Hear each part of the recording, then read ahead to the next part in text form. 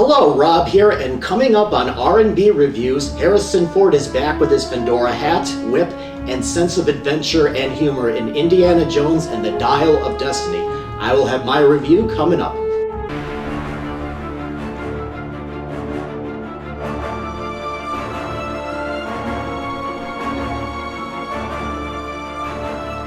Thank you very much for checking out R&B Reviews, and yes, I do have Harrison Ford on my shirt right here, and yes, it's the wrong series, but this is all that I had for this video. When it was announced that Disney and Lucasfilms would be making a new Indiana Jones movie with Harrison Ford, my reaction was frankly curiosity.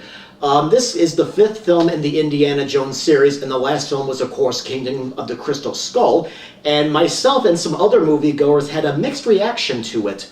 Also, in the last decade or so, studios have been making sequels or reboots to familiar and popular films from the past. Some of them have been worthy additions, while others feel like they're just soulless cash grabs. Some audience members or fans feel that filmmakers who inherit a series, like for example Star Wars, felt like maybe the filmmakers didn't understand what made the series popular in the first place and didn't like some of the drastic changes that were made. Now, personally, I walked out of this fifth entry feeling satisfied. It's not the best film in the series, and I don't see myself watching this movie as often as Raiders of the Lost Ark, but I felt like it was a good throwback to the first three films, and I found myself enjoying this movie much more than Kingdom of the Crystal Skull. Now, Harrison Ford once again plays Indiana Jones. He's approaching retirement in 1969, and Jones's goddaughter, archaeologist Helena Shaw, played by Phoebe Waller-Bridge, unexpectedly visits, claiming that she wants to research Archimedes' dial that her father and Jones found back in 1944. It could reportedly predict astronomical positions for different positions in time. And looking for this dial is a former Nazi named Voller, played by Mads Mikkelsen, that Jones and Helena's father encountered back during that time. And as a result, Jones is forced to come out of retirement before this artifact falls into the wrong hands. James Mangold takes over as the director from Steven Spielberg. He directed Logan. And this is also the first movie in this series not to be made by Paramount Pictures. As I mentioned, it's made by Disney. Now, the movie entertained me. It runs at 154 minutes, and I was not bored at all. I thought the story was set up very well, where I didn't know what was going to happen from moment to moment. And the movie, I thought, began with a very terrific prologue to set everything up, and I felt most of the action scenes, I will be honest, were just all right, but I felt like the chase sequences were well done, and like I said, the pacing was very good. I don't think it dragged at all. Ford gives a terrific performance. He doesn't sleepwalk through the role. You can sense the sort of emotional problems that the character is going through in that period of his life. And Waller-Bridge, I thought, was very good as Helena. I liked her energy and I thought she was interesting, although sometimes I found her to be a little bit too cocky. I did like how different these two lead characters were. Shaw likes to take these artifacts and sell them on the black market for cash, while on the other hand, Jones believes that these artifacts should be in a museum to be studied and of course shown.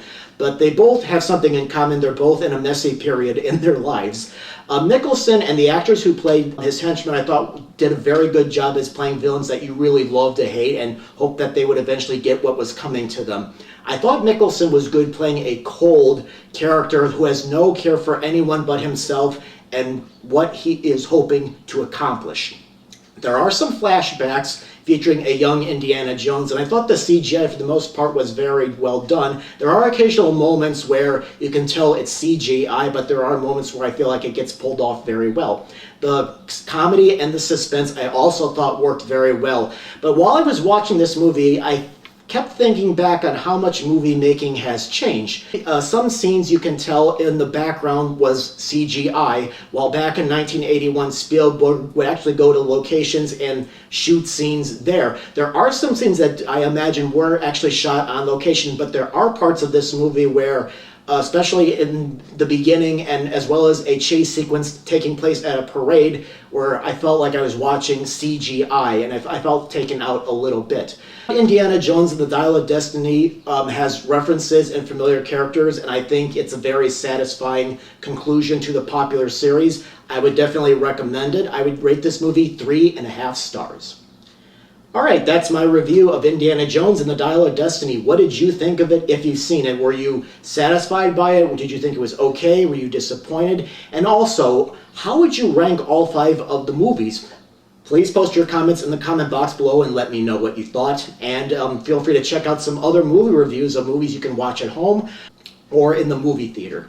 Thank you very much for watching.